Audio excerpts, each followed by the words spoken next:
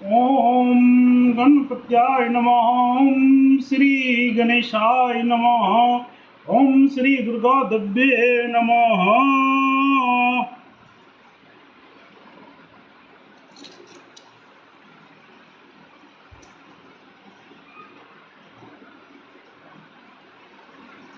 ओम श्रीमद्देवी भागवत महापुराण प्रारंभः द्वितीय खंडः। तुमेव माता च पिता तुमेव, तुमेव बन्धुश्च सखा तुमेव, तुमेव विद्या द्रविणं तुमेव, तुमेव शर्मं देवदेव। ओम नमः चंडिकाय नमः। ओम श्री दुर्गा देव्ये नमः। दुर्गा महारानी की जय। आज 7वां अध्याय है। विभिन्न प्रकार के रुद्राक्ष तथा उनके अधिदेवता। रुद्राक्ष के जो अधिदेवता है उनका आज वर्णन होगा। श्री नारायण बोले, हे नारद, इस प्रकार गिरिशाई भगवान शिव ने सदानंद को रुद्राक्ष के विषय में बतलाया और इस रुद्राक्ष महिमा को जानकर वे भी कृतार्थ हो गए।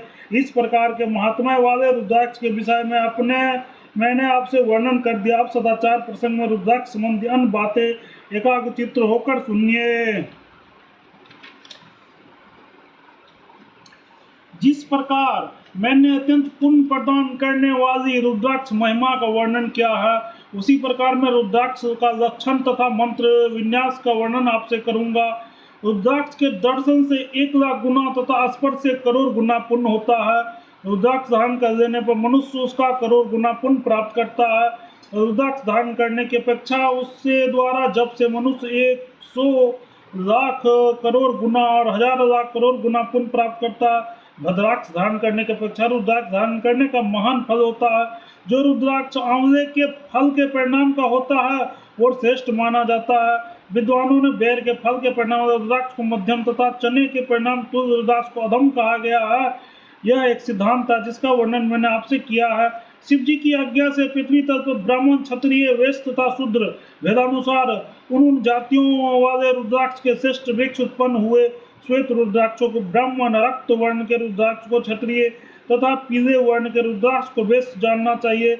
इस प्रकार काले रंग के रुद्राक्ष को शूद्र कहे जाते हैं। ब्राह्मण को श्वेत वर्ण तथा राजा क्षत्रिय को लाल वर्ण का रुद्राक्ष धारण करना चाहिए।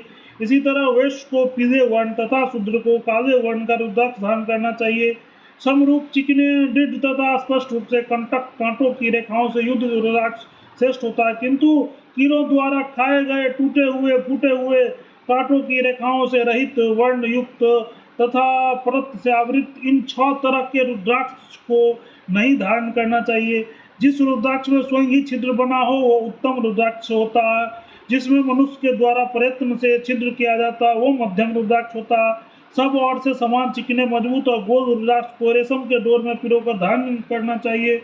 शरीर के सभी पूर्वोक्त अंगों पर उन्हें समान रूप से धारण करना चाहिए। जिस रुद्राक्ष को घिसने से समान तथा अति विलक्षण स्वर्ण रेखा की आभा के समान रेखा दिखाई दे वो उत्तम रुद्राक्ष होता है। उसे शिव भक्तों को अवश्य धारण करना चाहिए। एक रुद्राक्ष शिखा में 30 रुद्राक्ष, सिर पर 36 रुद्राक्ष, गले में दोनों भुजाओं पर 16-16, मणिबंधन में 12 तथा कंधे पर 50 रुद्राक्ष धारण करना चाहिए। 108 रुद्राक्ष की माला यज्ञोपवीत धारण करना चाहिए और 2 जरी तथा 3 जरी वाले रुद्राक्ष की माला गले में पहनना चाहिए। मनुष्यों को कुंडल में, मुकुट में, कर्णिका में, हार में, केयूर में, कटक में तथा करधनी में, शयन तथा भोजनाप आदि सभी कालों में रुद्राक्ष धारण करना चाहिए।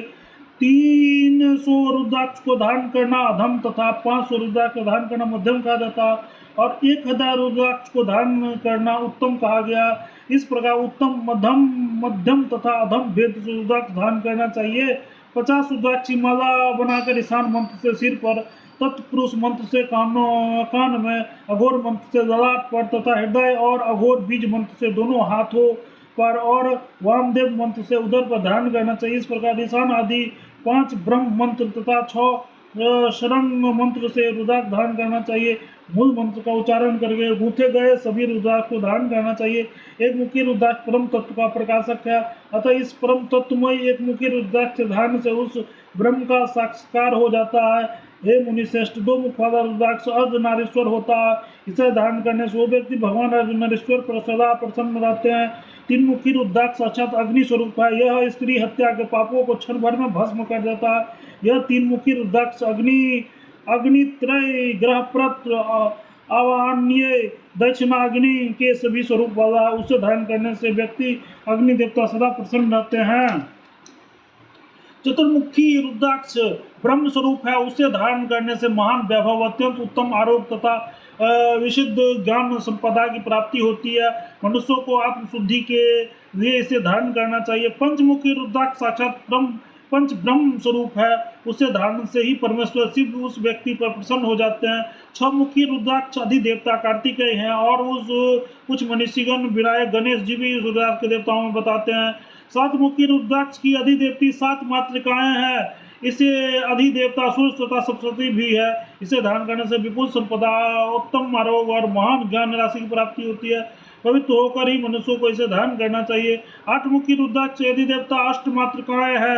यह शुभ रुद्राक्ष आठों वस्तुओं तथा गंगा के लिए प्रतिकर है। उसे धारण करने से सत्यवादी देवता प्रसन्न हो जाते हैं। नौ मुखी रुद्राक्ष साक्षात यम देव के तुल्य माना गया है। उसे धारण करने से यम का कोई भय नहीं रहता। दस मुखी रुद्राक्ष के देवता दसों दिशाएं कही गई है। उसे धारण करने से मनुष्य दसों दिशाओं के लिए प्रीतिजनक होता है, इसमें संदेह नहीं है। 11 मुखी रुद्राक्ष के अधिदेवता एकादश रुद्र हैं। कुछ लोग इंद्र को भी निरंतर शोखक की वृद्धि करने वाले इस रुद्राक्ष का देवता कहते हैं।